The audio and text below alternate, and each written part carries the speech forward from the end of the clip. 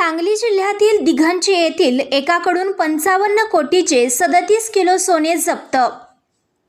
आसाममधील गुवाहाटी पोलिसांनी मोठ्या कारवाईत आंतरराष्ट्रीय सुवर्ण तस्करीचा पर्दाफाश केला। यात सांगली जिल्ह्यातील दिघंची येथील अक्षय बनसोडे या तरुणाला अटक केली आहे। आसाममधील खारघुली परिसरातून सुमारे 55 कोटी रुपये किमतीचे तब्बल 37 किलो संशयास्पद तस्करीचे सोने जप्त केले। या तस्करीचे धागेदोरे थेट म्यानमार, मध्य पूर्व देश आणि भारतातील प्रमुख शहरात असल्याचा पोलिसांचा संशय आहे। गुवाहाटीजवळील लाताशीर पोलीस ठाण्याच्या पथकाला या तस्करीबाबत विशिष्ट गुप्त माहिती मिळाली होती। त्यांच्या आधारे पोलिसांनी खारघुली परिसरात सापळा रचून ही कारवाई केली।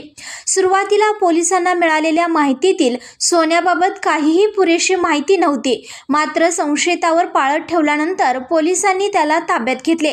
त्याची कसून झडती घेतली असता 37 किलो सोने मिळाले। या आंतरराष्ट्रीय तस्करी प्रकरणी पोलिसांनी सांगली जिल्ह्यातील दिघंची गावातील अक्षय बनसोडे याला अटक केली आहे। संघर्ष या न्यूज चॅनलला लाईक करा, शेअर करा आणि सबस्क्राइब करा।